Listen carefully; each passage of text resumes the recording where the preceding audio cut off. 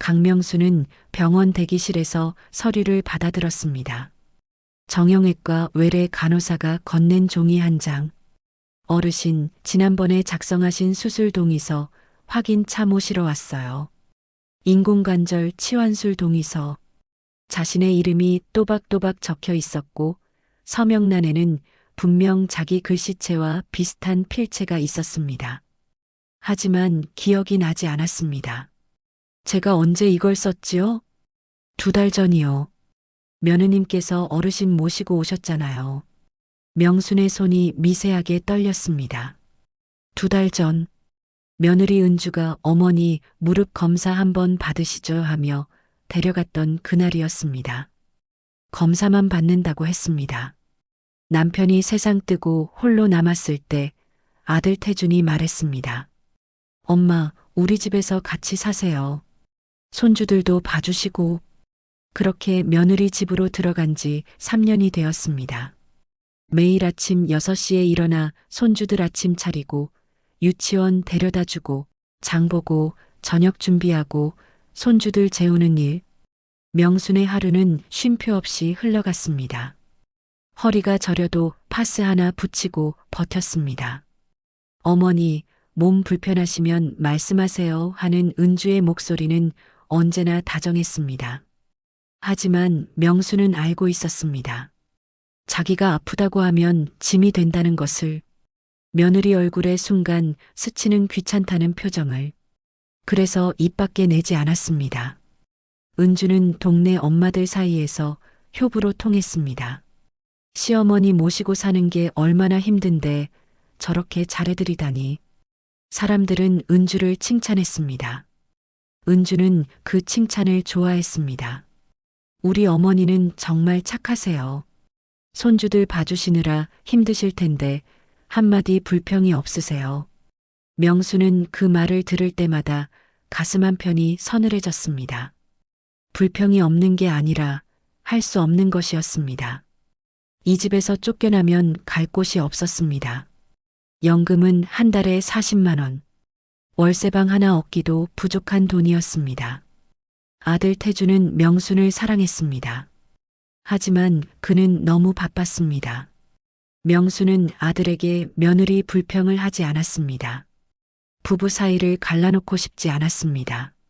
명순은 수술 동의서를 다시 들여다보았습니다.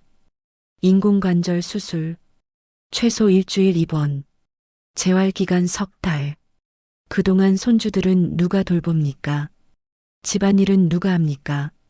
문득 며느리가 최근 자주 했던 말이 떠올랐습니다. 어머니, 요양원 구경이라도 한번 가보실래요? 요즘 시설 정말 좋대요. 그리고 보험 이야기. 어머니 명의로 된 보험 있으시죠? 혹시 수익자가 누구예요? 명순의 손에 든 서류가 바스락거렸습니다. 병원 복도에 놓인 시계 초침 소리가 유난히 크게 들렸습니다. 뭔가 잘못되어 가고 있었습니다. 하지만 무엇이 잘못된 것인지, 어디서부터 틀어진 것인지 명수는 알 수 없었습니다. 어르신, 수술 날짜 확정하시겠어요? 간호사가 다시 물었습니다. 명수는 서류를 가방에 접어넣으며 대답했습니다.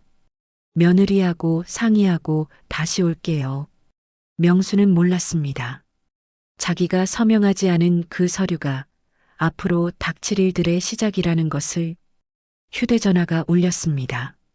세란병원 강명수님, 5월 23일 오전 10시 정형외과 예약 확인 부탁드립니다. 세란병원. 들어본 적 없는 이름이었습니다. 예약도 한 적 없었습니다. 은주야, 혹시 내 이름으로 병원 예약한 거 있니? 거실에서 노트북을 보던 은주가 고개를 들었습니다. 아, 그거요? 어머니 정기검진이요. 건강 챙기셔야죠. 나는 작년에 검진 받았는데. 그건 기본이고 이건 정밀검진이에요. 은주의 목소리는 부드러웠지만 명수는 왠지 모를 불편함을 느꼈습니다. 자기한테 물어보지도 않고 예약을 잡다니. 이틀 후 세란병원 접수 창구. 직원이 서류를 내밀었습니다.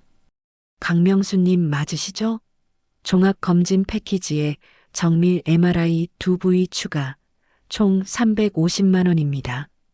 명순의 얼굴이 하얗게 질렸습니다. 자기 연금 9달 치였습니다. 제가 이걸 신청한 게 맞나요? 네, 보호자분께서 예약하셨고요. 비용은 보험 처리 가능하십니다. 무슨 보험으로요? 직원이 화면을 확인했습니다.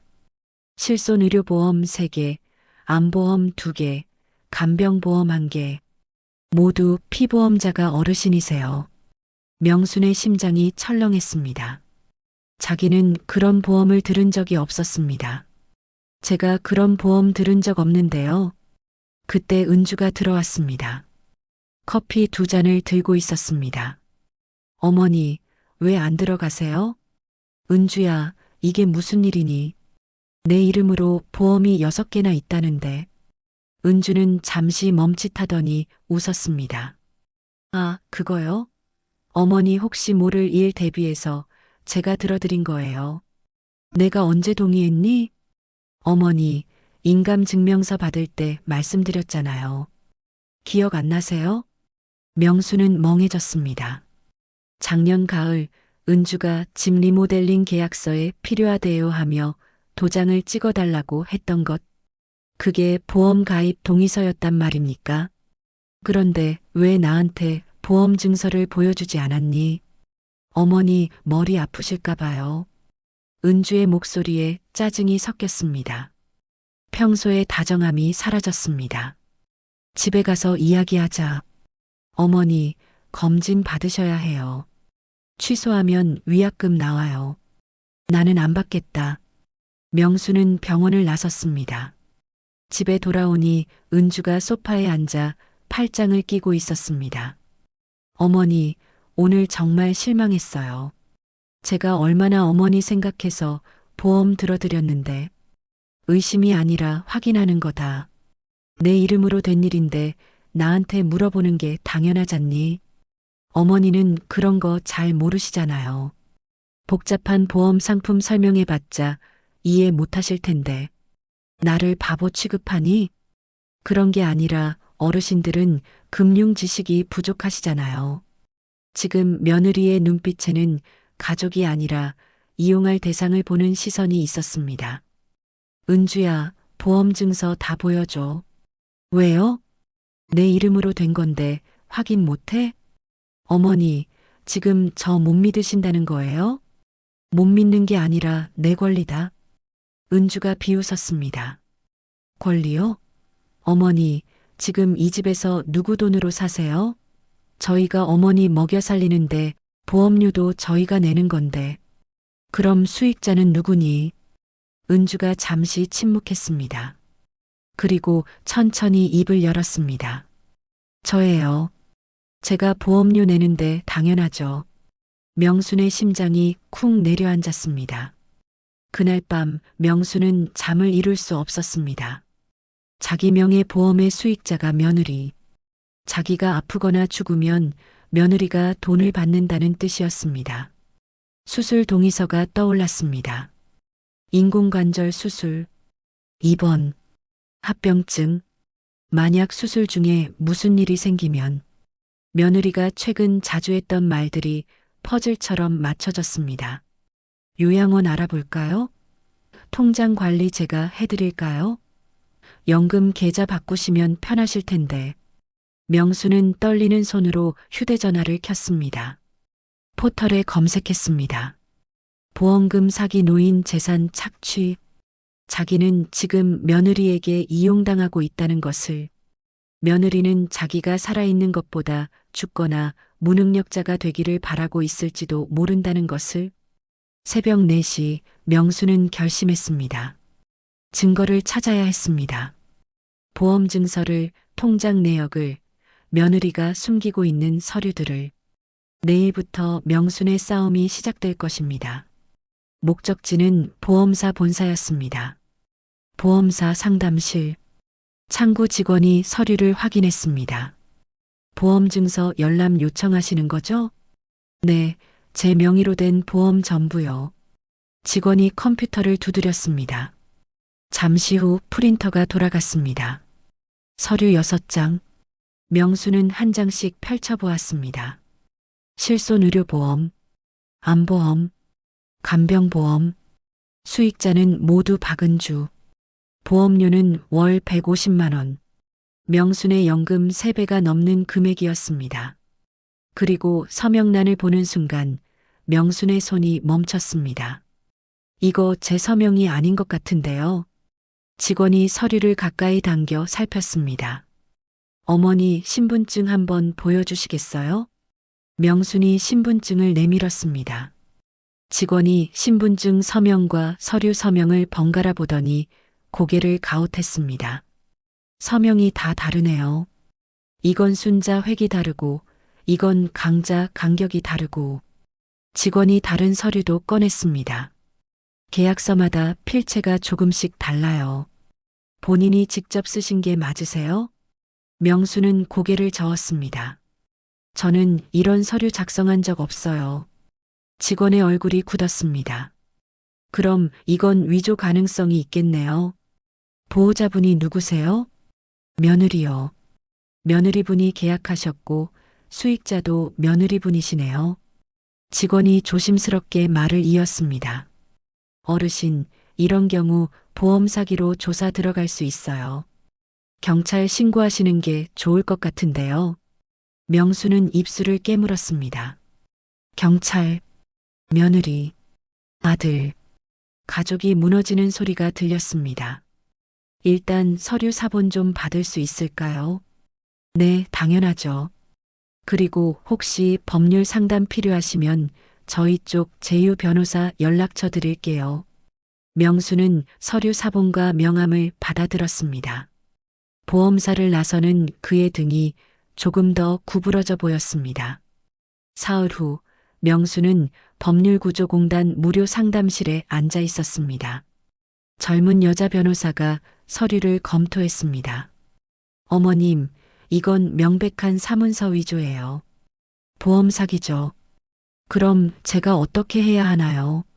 일단 보험계약 무효 신청하시고 경찰에 고소장 제출하셔야 해요. 며느리분이 받으신 보험금이 있으면 반환 청구도 가능하고요. 변호사가 다른 서류를 꺼냈습니다. 그런데 어머님, 혹시 통장이나 부동산 명의 변경한 것도 있으세요? 통장이요? 네, 이런 경우 보통 보험만 끝이 아니거든요. 통장, 부동산, 심지어 성년후 견제도 악용하는 경우도 있어요.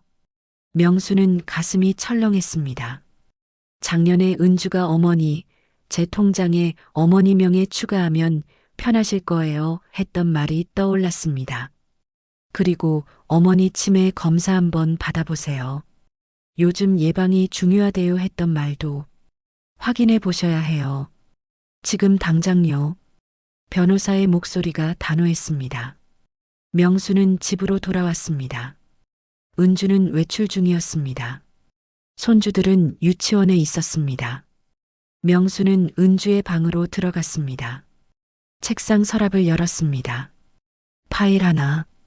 그 안에 서류 뭉치가 있었습니다.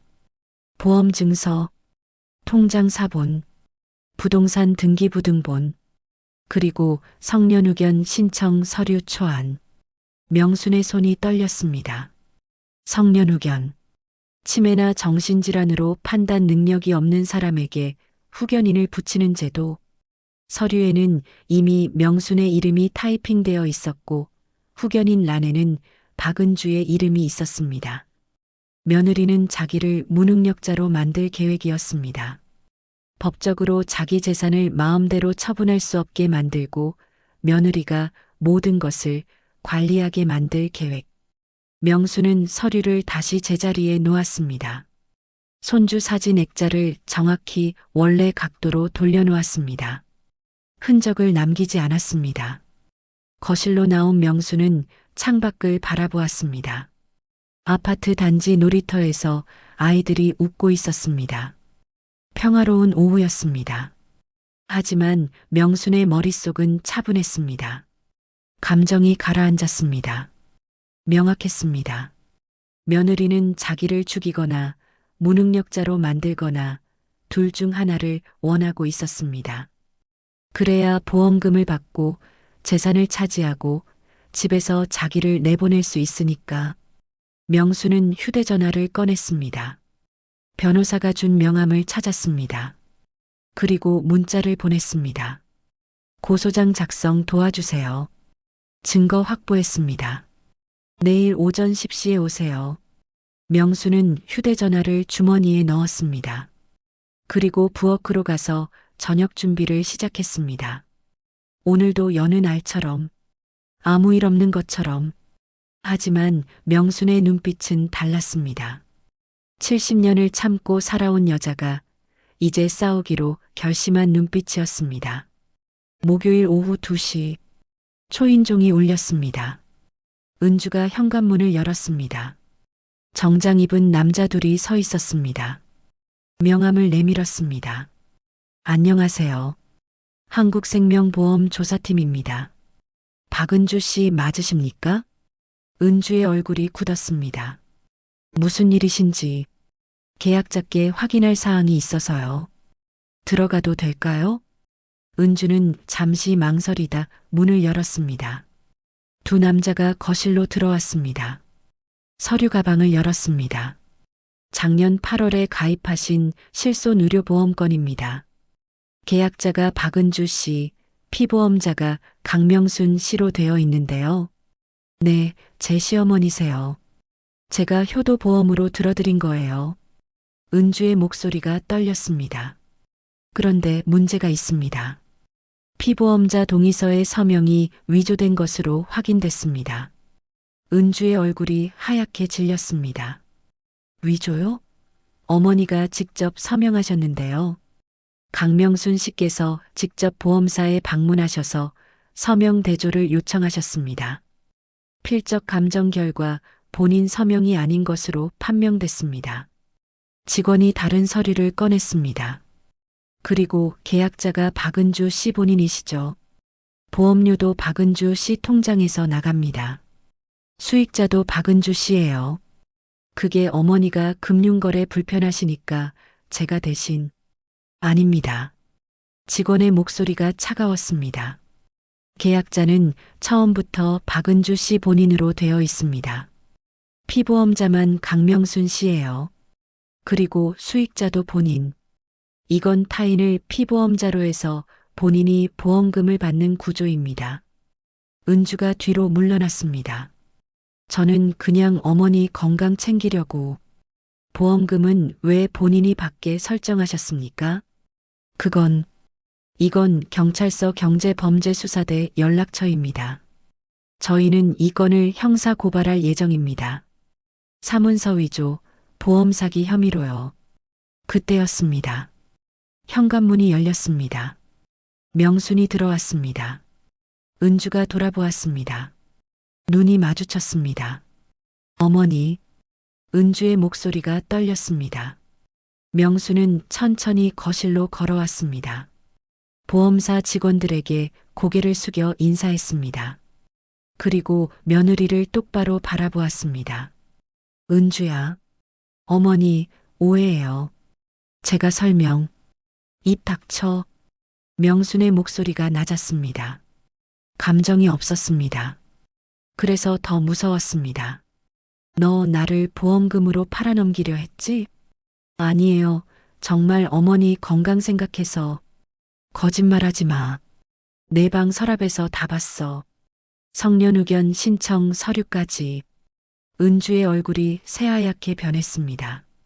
그건 만약을 대비해서. 만약? 내가 치매 걸려서 무능력자 되기를 바랐던 거지. 아니면 수술 중에 죽기를 바랐거나. 3년 동안 이 집에서 손주 돌보고 밥하고 청소하고 빨래했어. 한 번도 고맙다는 말 못 들었어. 그래도 참았어. 가족이니까. 어머니. 근데 너는 나를 가족으로 본 적이 없었지. 돈으로 봤어. 이용할 도구로 봤어. 은주가 무릎을 꿇었습니다. 어머니, 죄송해요. 제가 잘못했어요. 제가 정신이 없어서 아이들 키우느라 생활비 때문에. 생활비? 명순이 비웃었습니다. 너희 연봉 합쳐서 1억이 넘잖아. 이 집도 15억짜리야. 생활비가 부족해서 시어머니 보험금 노린 거야? 그냥 욕심이었어. 더 좋은 차 사고 싶고, 해외여행 가고 싶고, 아이들 학원비 더 대고 싶고, 그래서 어머니를 이용하려고. 이제라도 솔직하네. 명순이 가방에서 서류를 꺼냈습니다. 이건 고소장이야. 사문서 위조, 보험 사기, 노인 학대. 내일 경찰서에 접수할 거야. 은주가 명순의 치마를 붙잡았습니다. 어머니, 제발이요. 제가 어떻게든 처리할게요. 제발 고소는 취하해 주세요. 아이들 생각해서라도. 아이들? 너는 아이들한테 뭘 가르치려고 그래? 할머니 속여서 돈 벌어도 괜찮다고? 가족을 돈으로 이용해도 괜찮다고? 아니에요. 일어나. 명순이 차갑게 말했습니다. 이제부터는 내 인생 내가 처리해. 나는 더 이상 너한테 이용당하지 않아. 명수는 며느리를 내려다보았습니다. 무릎 꿇은 며느리, 울고 있는 며느리. 하지만 명순의 가슴은 더 이상 흔들리지 않았습니다. 오늘부터 나는 이 집 나간다. 내 짐은 내가 쌀 거고 너희는 손대지 마. 명수는 보험사 직원들에게 말했습니다. 고발 절차 진행해 주세요. 제가 적극 협조하겠습니다. 알겠습니다, 어머님. 명수는 현관으로 걸어갔습니다. 뒤에서 은주의 울음소리가 들렸습니다. 하지만 명수는 돌아보지 않았습니다. 문을 닫는 순간 명순의 눈에서 눈물 한 방울이 흘러내렸습니다. 3년. 손주들. 가족이라고 믿었던 시간들. 70년을 남의 눈치 보며 살았습니다. 이제는 자기 인생을 살 시간이었습니다. 명수는 작은 원룸에서 눈을 떴습니다. 창밖으로 햇살이 들어왔습니다. 이 집은 좁았지만 창이 컸습니다. 아침마다 빛이 가득 들어왔습니다. 명수는 침대에 누워 천장을 바라보았습니다. 한 달이 지났습니다. 며느리 집을 나온 지 한 달. 경찰서에 고소장을 접수한 지도 한 달이었습니다. 처음 일주일은 잠을 이룰 수 없었습니다. 손주들 얼굴이 떠올랐습니다. 아들의 전화를 받지 못했습니다. 자기가 잘못한 것은 아닌지, 너무 가혹한 것은 아닌지 밤마다 되물었습니다. 하지만 시간이 흐르며 명수는 깨달았습니다. 자기는 잘못한 것이 없다는 것을. 시원한 바람이 들어왔습니다. 자유의 바람이었습니다. 명수는 작은 식탁에 앉아 혼자 아침을 먹었습니다. 핸드폰이 울렸습니다. 아들이었습니다. 명수는 잠시 망설이다 전화를 받았습니다. 엄마. 태준의 목소리가 떨렸습니다. 응. 오늘 시간 되세요? 잠깐 뵙고 싶은데. 어디서? 엄마 집 근처 카페에서요. 명수는 대답했습니다. 알았다. 1시에 보자. 오후 1시. 명수는 카페에 먼저 도착해 있었습니다. 태준이 들어왔습니다. 야윈 얼굴이었습니다. 눈 밑에 다크서클이 있었습니다. 엄마. 태준은 명순 앞에 앉았습니다. 말없이 고개를 숙였습니다. 미안해요. 그 한마디가 전부였습니다. 하지만 명수는 알았습니다. 아들이 얼마나 힘들었을지. 아내가 경찰 조사를 받고 집안이 무너지고 아이들이 혼란스러워하는 것을 보며 아들도 무너졌을 것입니다. 은주는 조사 중이에요. 변호사 선임했고요. 아마 벌금형이나 집행유예 받을 것 같대요. 명수는 고개를 끄덕였습니다. 아이들은? 제가 보고 있어요. 회사 육아휴직 냈어요. 태준의 목소리가 잠겼습니다. 엄마, 제가 몰랐어요. 은주가 그런 짓을 할 줄. 엄마한테 그렇게 할 줄. 제가 더 신경 썼어야 했는데. 내가 잘못한 건 아니다. 엄마도 엄마 인생이 있어. 70년을 남 눈치 보며 살았는데 이제 좀 내 맘대로 살고 싶구나. 태주는 울먹였습니다. 하지만 명수는 담담했습니다. 슬픔도 분노도 아니었습니다. 다만 평온했습니다. 가끔 손주들 보러 갈게. 그걸로 충분하다. 알겠어요, 엄마. 두 사람은 커피를 마셨습니다. 오래 앉아있지는 않았습니다. 명수는 아들의 어깨를 토닥였습니다. 잘 살아라. 그리고 카페를 나왔습니다. 명수는 이제 작은 공방을 운영했습니다. 손님은 많지 않았습니다. 수익도 적었습니다. 하지만 명수는 행복했습니다.